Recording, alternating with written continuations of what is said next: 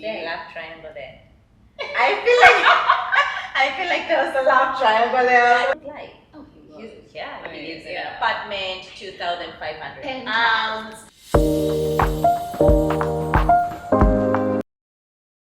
We are reviewing We're All Birds of Uganda by Hafsa Zayyan. And the good thing is that I'm not reviewing it by myself. I have Anita here with me. So I'm just gonna let her introduce herself, who she is, and why we chose to read this book.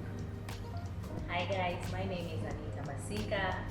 I am the operations manager of Elite Bookstore, and we're going to review books. We're going to travel all around Africa through books, and we're going to review books written by African authors. But it doesn't necessarily have to be, the theme doesn't necessarily have to be About Africa. Yeah, like an African in Africa. It could be an African in Asia, an Africa in America, Africa in any other continent in the world. But we'll be reviewing books by African authors. So that is basically what our journey is. It's a book that has gone through 3 different generations, from the 1970s, 1990s, to 2000s. So it is from grandfather to the dad to the son. But also, not only has it gone through 3 different generations, it has gone through more than 3 continents, I think. It has gone through Europe, that is in London. Then it has gone through a little bit of Singapore, that is Asia. Then back in Africa, Belgium as well. Belgium, oh my God, Belgium as well. And then back to Africa in Uganda. When we picked this book, I was like, we're going to read a book about Uganda. Okay, it's a book about East Africa, yes. But after I started reading it, I was like, this is exactly what is in my community in Tanzania when it comes to Asians versus Black Africans. Yes. So we'll say they are all Africans. Of course, in the book, the grandfather, who is Hassan, he portrays someone who is a 2nd generation African Asian, because he was born in Uganda. So he identifies himself as a Ugandan.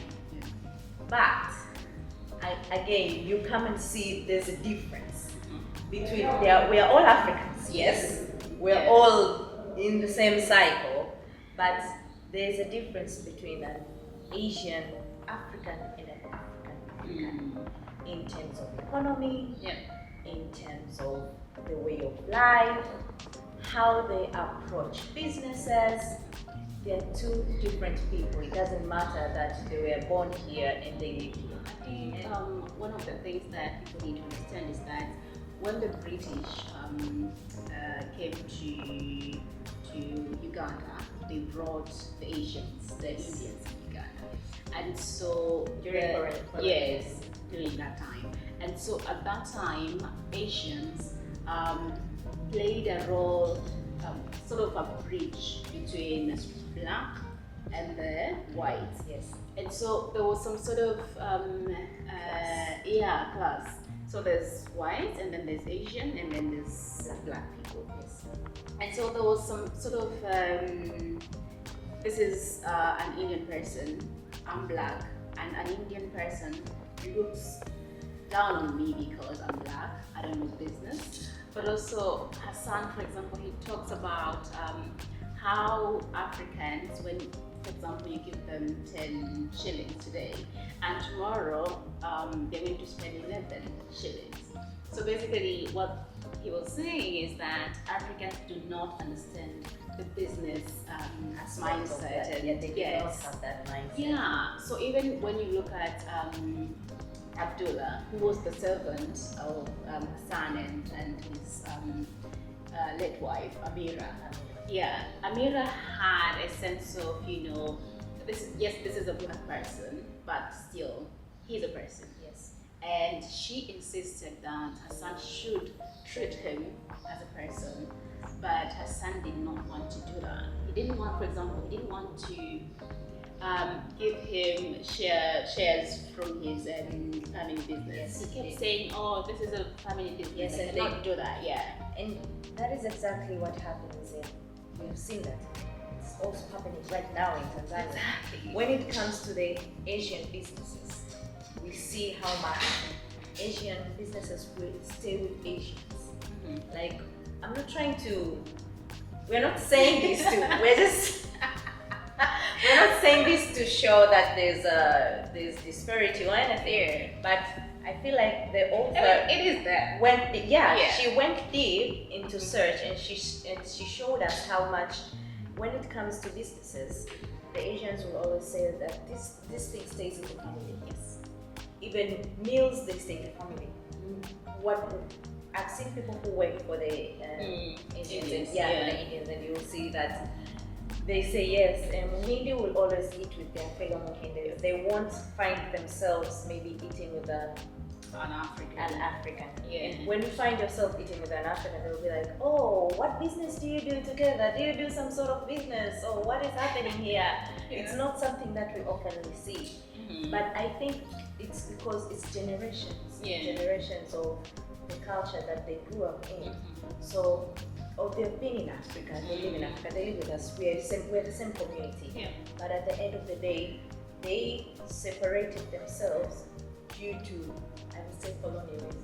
Yeah, I think you get to see the impact of colonialism in Africa to both Asians and Africans. But she was speaking about how now they have a lot of Chinese in the country, and the only difference is that the Indians were doing huge businesses, but the Chinese are doing what the local people were supposed to do. So they've infiltrated the market. Selling vegetables, Yes. selling zucchini. I saw a cartoon by Masoud Kipanya. There's a Chinese person here, and then there's an African person. So the Chinese, I think, he was selling maybe mangoes or vegetables, and then there's a mama, Swahili. She's looking at him like, Why are you selling us of yeah. So you get to see how we have a lot of similarities between in East Africa. Yes. Yeah, but also if you look at, I read Growing Up in Tanzania by Professor Hiji Karim Hiji. I think that's how he pronounced his name. I'm so sorry if I'm butchering that. But he spoke about the same thing, that when Africans were fighting for independence, they didn't want it because they didn't know what is going to happen to them after independence. But you get to see that they were actually right to worry about it because you see what happened to them. Like they had to be expelled because they were not expelled in Tanzania, but they were expelled in Uganda. So, and I think that was really sad to read. Getting to a point of saying, this is my home. I was born here. This is the only home that I know. But then a person comes and tells you, actually, no, this is not your home. This is not your home. Yeah. And I feel like Hassani had it badly of all the Asians. All the Asians, yes. All he spoke to, this is a fiction novel. Yeah. But I feel like there was a Hassani out there who really was attached to Uganda. Yes. Because that is the only reality he knew. Yeah. But then he was expelled from the only reality he knew. Yeah. And the children did not understand. Why do you want to go back? Yes. Why do you want to go back to Uganda? Why do you want to go and live there in Uganda? Again, after they chased us, after they treated us as dads and everything. And he was like, this is the only thing I know. This is the only comfort. This is home for me. Yeah. Yeah. And then you come to see Rizwan, who was his son, now living in Leicester, and he has a good business. That is actually a very successful business, and then he has 2 kids, Zara and Samir. The third generation. Yeah. So let's talk about Samir and Zara. What did you like about them? Oh, I think there is where that's the core of the whole story. Samir is the core of all. We are all kids of Uganda, and he's the third generation, and I love how the author tried to show he was living a good life. Oh, He lives in an yeah. apartment, 2,500 Penthouse. pounds. It's a penthouse. It's a good apartment. I- He had a good life. He was 26. He was Very just at young. the peak Yeah. of his, just at the beginning of his career, and he's doing very well. Sent to Singapore. I loved how the author tried to show that he was in a good place. Mhm. He was in a good place, but in all that he had, he still struggled with his identity. Yes, he did actually. But I feel like there was a point where he was blind Yes. to the discrimination that was happening to him because he didn't think his skin had anything to do with where he is at the moment. So there was when he had a new boss, Chris, who treated him so badly because he was Muslim Yes. and Asian. Yes. So And he couldn't understand yes. why he's fasting. He's Exactly. like, why are you fasting? Why are Yes. you doing that? Why don't you drink? Yeah, why don't you drink? Mhm. Yes.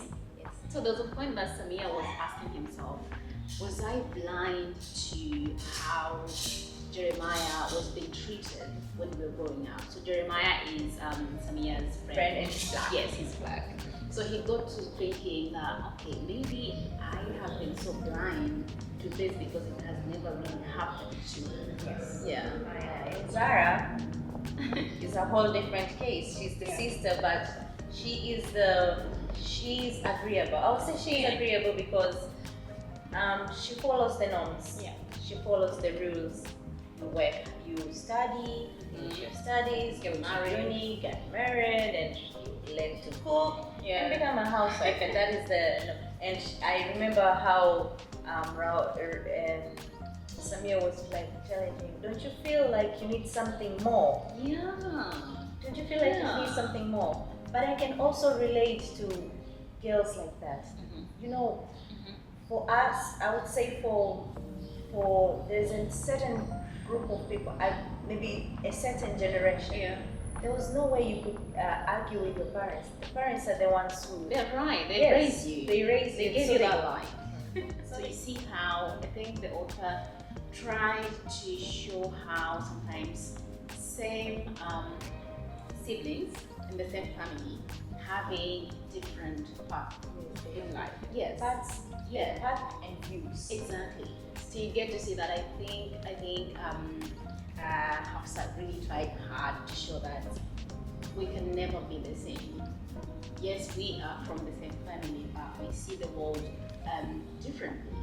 And I think this takes me to a place where Samia met Mr. Shah. Yeah. When he met Mr. Shah and all the stories about Uganda, and he was like, I really want to go to Uganda. And then when he went to Uganda, he met Mariam. Yes. I love her character so much, and I love how the author empowered her. She showed that she's a girl who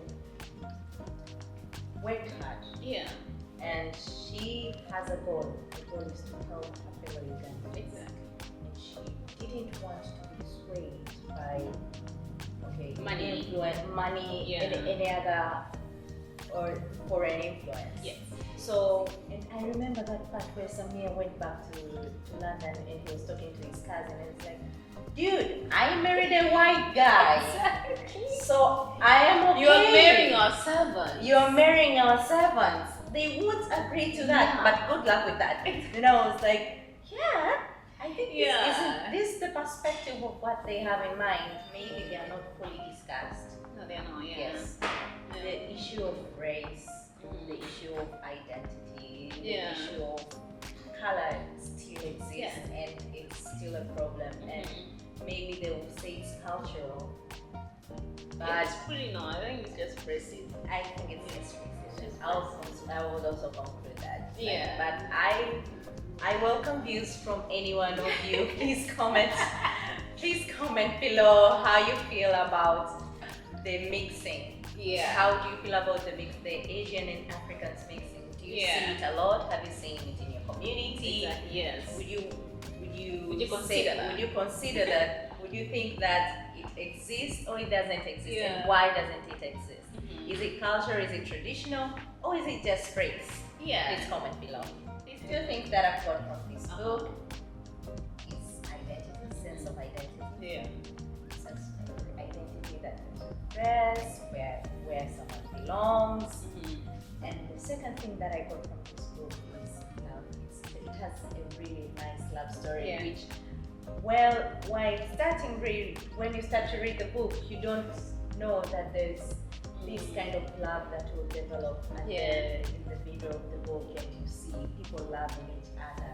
Hassan really loved Amira, and Samir really loved Mariam, to the extent that you meet someone and you can change your life forever. That is how I felt about this book. I think on love, I think I can add on Jeremiah and Angela. Oh, They also that is Oh yeah. Hey Jeremiah, really changed that. Oh my God. Really at home, but also you get to hear Samir saying that actually when he went to Uganda, he's saying this is home. A home is a place where you feel free to be yourself without having somebody judging who you are, or your skin, or how you say things. So for me, I think home plays a huge part in this book. So there's home, but also I think is self-discovery, where Samira left London to go to Uganda to sort of try to find himself, to know who he is, but also he found God and love through God. Yes, God and love through Mariam, and I think that was really beautiful to read, and it made me think that sometimes all you need is love to guide you to the person you are. Yeah. Yeah. So be sure to find this book and read it, but also tell us what you think about African books. Do they make you think of, this is home, or do they make you feel, oh, actually, I feel seen in this book? I think one of the reasons why we're trying to read African books is because we want to be seen in the books that we read, and you can only see yourself in the books that, from a person who has lived the life that you have lived as well. So I think there's something about books that I just love so much. But thank you so much for watching, and this is our next read. I want Anita to talk about it. This is our next read, and so introducing our next read, which is going to be Theft by Abdul Razak Guna, and it's a book written in the 19. It is not written in the 1990s. It's a book that was themed from the 1990s about three friends. It talks about friendship. It talks about love.